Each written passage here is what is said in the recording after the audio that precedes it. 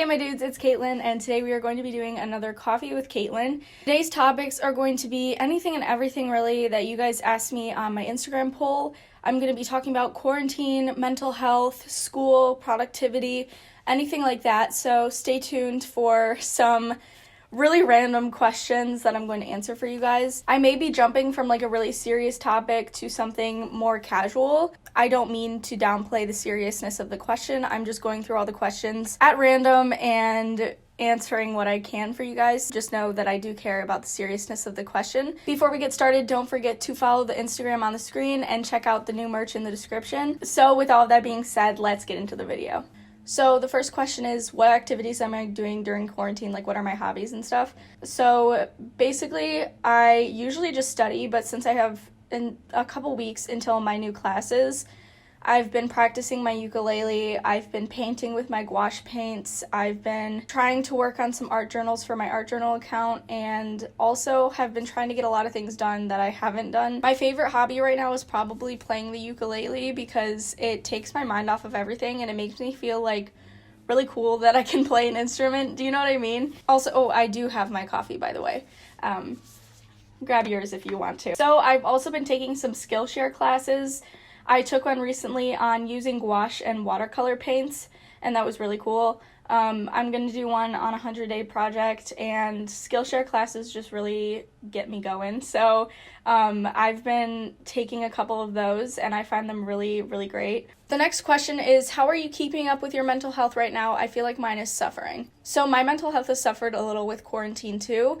I've been feeling really lonely, really anxious, and just like I don't have any motivation to do anything. So before we talk about mental health, I just want to clarify. If you can't tell, I'm not a doctor. I know nothing for sure. I can only talk from my lived experience and what I do to feel better.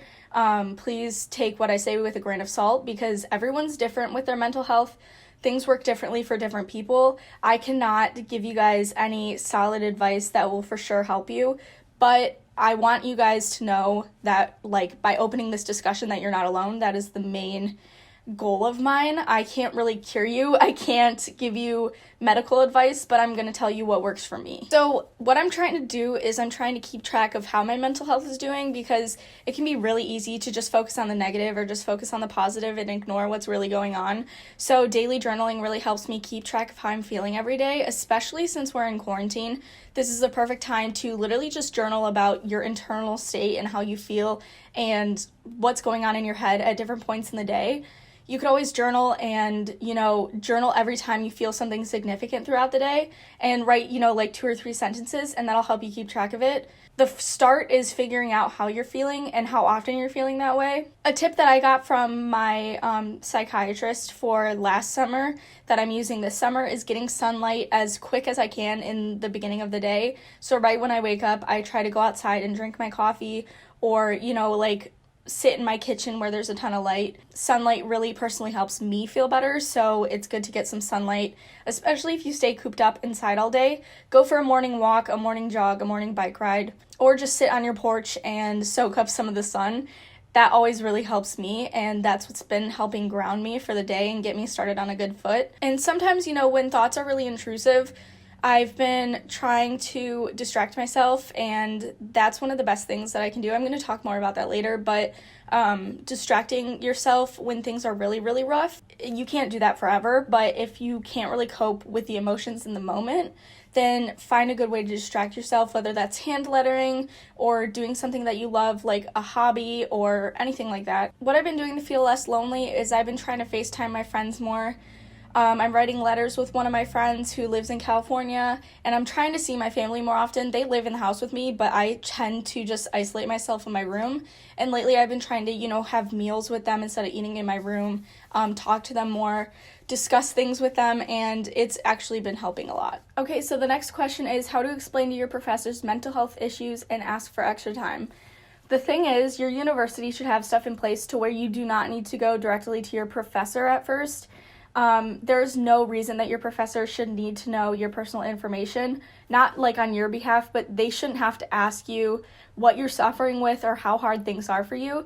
With my school, there's something called RCPD, or it's like Resource Center for Persons with Disabilities. Basically what you do is you get accommodations through your school, and then when you send, it's called a student visa for us for accommodations, you send that student visa to the professor and they ask no questions. They just honor whatever accommodations you have on your visa without asking you anything, making you prove anything. You don't feel like you have to tell your professors any personal information about you. That's what your accommodation sheet is for. I would definitely look into it at your university. Call someone from, like psychiatric services, counseling services, or the health center and ask them how you can get accommodations, and then go through the process at your school so you don't have to go to your professor and explain to them what you're going through. The next question is, what do you suggest to increase productivity or motivation? One thing that really helps me is a good sleeping schedule. This is the perfect time to get on a good sleeping schedule because we're in quarantine and, it's just a good time to fix these habits that might have been off for a really long time. Sleeping schedules are really hard for me to get on track, but once they get on track, I'm more productive, I'm more motivated. Getting up at a good time in the morning, starting off the day right, is a perfect way to get the most productivity and motivation during your day. You can also set small goals for yourself, like do checklists or do short-term goals and long-term goals. Those will help motivate you to keep pushing forward to get those things checked off or reach those goals that you have. Or you could always reward yourself. If you get something done, then you can play Animal Crossing for 2 hours or something like that. You know what I mean? Just reward yourself for the small things, and that might help increase your productivity too. I got a lot of questions about eating disorder stuff, and we're going to call it ED from now on because this video is probably going to be demonetized because I'm talking about mental health, but I'm just going to try to keep it from being demonetized because when it's demonetized, it's not the money that I'm worried about. It doesn't reach as many people, and I want this discussion to be as open to as many people as possible. So I'm going to call it ED from now on. And somebody said, do you have advice for people who were recently diagnosed with an ED? I have so much advice for this, and I'm going to make its own video for it, but some of the most important things that helped me were I opened up to the people that I was closest to. This is not for everyone. It depends on how you think people will take it. I told my parents and my very closest friends because it had been such a secret and been so personal. It had so much control over me, and telling people sort of took its control away from me because I was more under watch and felt like I had to do good for them, and that personally helped me. It was very, very difficult, but it did help me. I have a book that really, really helps me. It's called Life Without Ed, and it's by Jenny Schaefer. It is my Bible. It is my ED Bible. I highly, highly recommend it. I'll link it down in the description. You guys need to read it. If you have a friend with an ED, it can help you see what life is like for them. It's not going to showcase the nitty-gritty of every ED, but it does overall show any internal conflict for addiction or for struggles with ED. And it gives you some resources, and there are some worksheets in there that are really good for you. It's such an easy read too. The book is meant to be set up for people who have EDs, so the chapters are really short because it's hard for people who are malnourished to keep an attention span and read for very long. So the chapters are only a couple pages. It's a really, really easy read. You could read it literally in one day. What are some things you do to calm yourself down when you're feeling overwhelmed? When I'm feeling overwhelmed, I take a little break. I do something that calms me down. So I'll take a walk outside with my dog. I'll play with my cat. I'll just zone out and watch YouTube videos, or I'll play Animal Crossing. I do something that takes my mind off of what I'm so overwhelmed about, and just being mindful of your feelings, acknowledging them and trying to move past them. You don't have to fight with them. Just acknowledge that they're there and then try to figure out why you're overwhelmed. Sometimes I'm really overwhelmed because of things I haven't done. Small things like, responding to a couple emails. And I try to do those things to move past being overwhelmed because I know that if I get some small things done, I'll feel like I've gotten more out of the way. Someone asked if the active recall technique worked for my last exam, and it definitely did.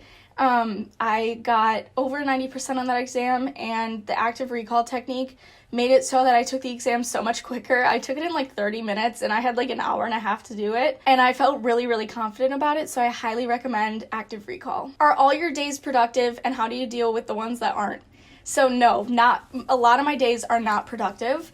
I try to be productive just because it makes me feel better personally. It makes me feel less anxious, and it keeps my mind off of things. So even if I don't have schoolwork to do, I'll try to art journal, or I'll try to post stuff on YouTube or social media, or I'll just try to do something that's fulfilling for myself. Just recognize that you do not have to be productive every day. It's okay to have days where you start the day and you're like, you know what, I'm doing nothing all day. I'm just having a self-care day. I'm gonna watch my favorite YouTube videos, binge watch a show, do a face mask. It's okay if you don't have productive days, but it makes me feel better when I tell myself at the beginning of those days that I'm not planning on being productive and that I'm accepting that day as a personal day for myself. It makes me feel a lot better about not being productive during those days. Someone asked, how do you deal with weight gain? So as I've told you guys, my biggest tip is buying clothes that fit you, whether that's from weight gain or weight loss. Buy clothes that fit you. I'm also keeping my clothes that don't fit me anymore because my weight fluctuates so much that I know that, if it fluctuates again, I'm not going to have to worry about my clothes being too big and feeling bad about that. So I'm keeping my clothes that don't fit in a separate area. And if I need to get rid of them in a year or so, then I'll get rid of them, donate them or whatever. But it's good to have clothes that fit you right now. Also, I try to wear clothes also that make me feel comfortable. You do not have to dress up every day if that makes you feel uncomfortable with your body, I wear stuff that makes me feel comfortable in my body, flatters my figure, and that always makes me feel better. I also tell myself, I'm doing what's best for me right now, recommended by my nutritionist, and if that means that I've gained weight, that's not the end of the world. Personally, I do need to eat a little healthier right now. I'm eating a lot of junk and I'm not exercising at all, so I know that I'm not doing my best, and when I do start working out again, I'm going to go in with the mindset of not losing weight, but, helping my figure and improving my quality of life and my health rather than losing weight. If it sounds like my voice is strained, it's because I always get really out of breath when I talk in these videos because I get, anxious. So that's why I'm breathing so heavy. Someone asked, how many hours per day do you study? I study probably 2 to 6 hours a day, sometimes more, sometimes not at all. I personally, studying is one of my favorite things to do. It makes me feel really fulfilled. It makes me happy. So I make it fun for myself, and that's how I can do more studying because I really enjoy it. But don't feel like you have to study that much.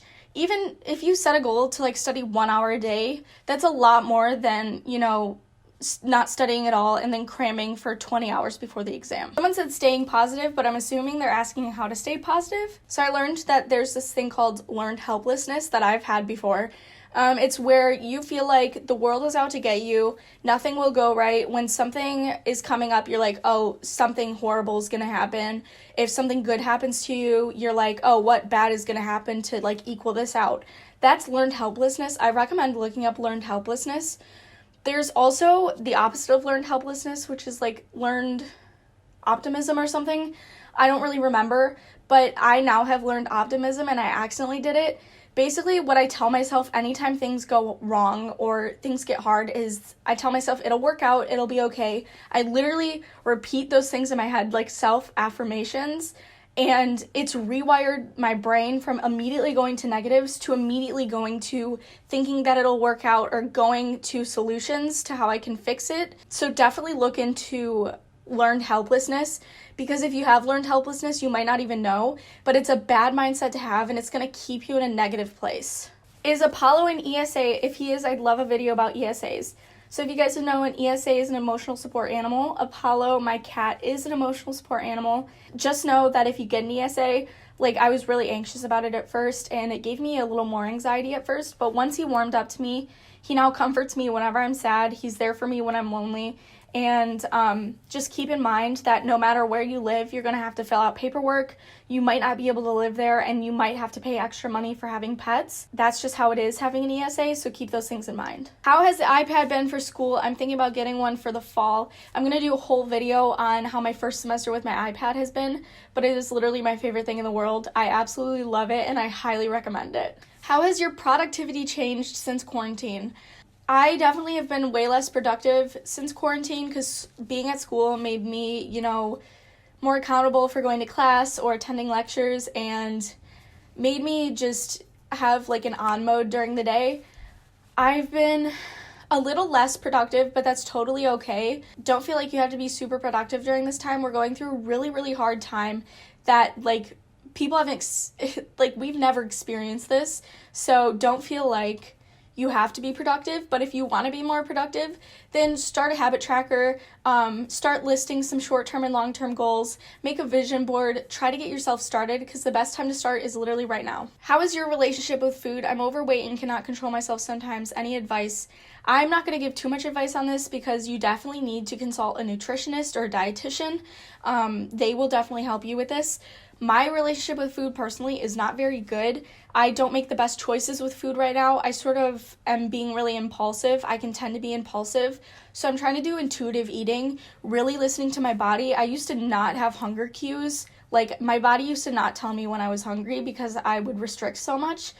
So now that I have hunger cues back, I'm taking this time to learn what my hunger cues feel like and trying to discern that from boredom, emotional eating, or actual hunger. So try to ask yourself, is this boredom eating, is this emotional eating, or is this actual hunger?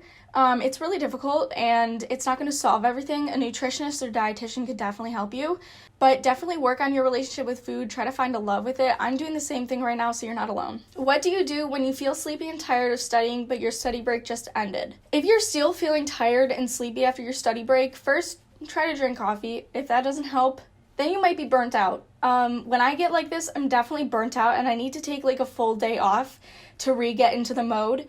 Whether you take a break for, 2 hours or you take a break for a full day or two, try to prevent getting to that point of feeling burnt out. I'm really good at getting burnt out. And now if I start feeling like this after I take a study break, then I'll just go lay in my bed for a little while until I'm so bored that I just want to study.